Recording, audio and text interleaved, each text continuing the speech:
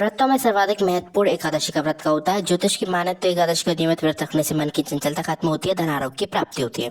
पुत्रदा एकादशी के व्रत संबंधी समस्याओं के निवारण के लिए किया जाता है। पौष मास की पुत्रदा एकादशी विशेष फलदायी मानी गई है। इस व्रत उपवास को रखने से संतान संबंधी हर समस्या का निवारण हो जाता है। 21 जनवरी यानी कल ये दूसरी एकादशी पौष पुत्रदा एकादशी है। यह तिथि 20 जनवरी को 7:26 शुरू हो जाएगी और समापन 21 जनवरी यानी कि कल 7:26 पर समाप्त होगा। पौष पुत्र एकादशी के पारण का शुभ मुहूर्त 22 जनवरी को 7:14 से 9:21 तक रहेगा। पौष पुत्रदा एकादशी कथा। किसी समय मद्रावती नगर में राजा सुकेतु का राज्य था। उसकी पत्नी का नाम श्रेया था। संतान न होने की वजह से दोनों पति पत्नी दुखी रहते थे। एक दिन राजा और रानी मंत्री को राजपाट सौंपकर वन में चले गए। इस दौरान उनके मन में आत्महत्या करने का विचार आया, लेकिन उसी समय राजा का यह बोध हुआ कि आत्महत्या से बढ़कर कोई पाप नहीं है।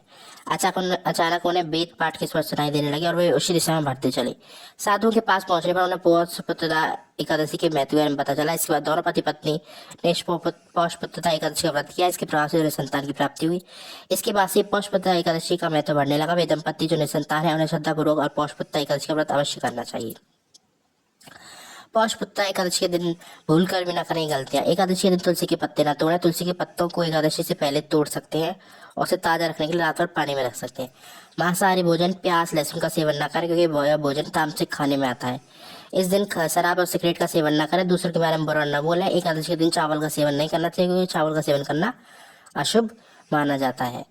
पुत्रदा शब्द का अर्थ है पुत्रों का दाता, और चूंकि यह एकादशी पौष के हिंदू महीने के दौरान आती है, इसे पौष पुत्रदा एकादशी के नाम से जाना जाता है। साल में 2 पुत्रदा एकादशी आती है। पहली पुत्रदा एकादशी पौष मास में और दूसरी पुत्रदा एकादशी श्रावण मास में आती है। ये एकादशी मुख्य रूप से उन दंपतियों द्वारा बनाई जाती है जो पुत्र प्राप्ति की इच्छा रखते हैं।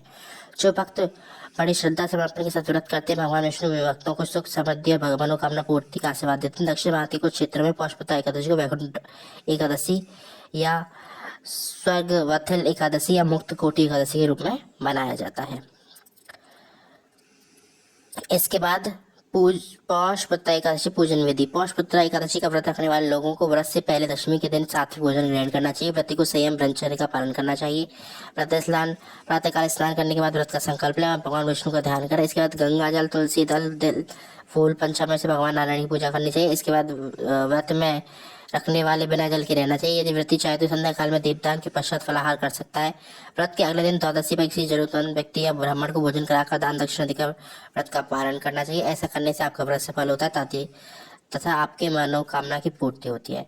इस बार पौष पुत्रदा एकादशी बेहद खास मानी जा रही है क्योंकि इस दिन द्विपुष्कर योग, शुक्ल योग, रोहिणी नक्षत्र का संयोग बनने जा रहा है। अगर आपको हमारी वीडियो पसंद आए तो वीडियो को लाइक कर दें, चैनल पर नए चैनल को सब्सक्राइब कर दिया। ऐसी ढेर सारी वीडियोस के लिए आज हमारे चैनल को फॉलो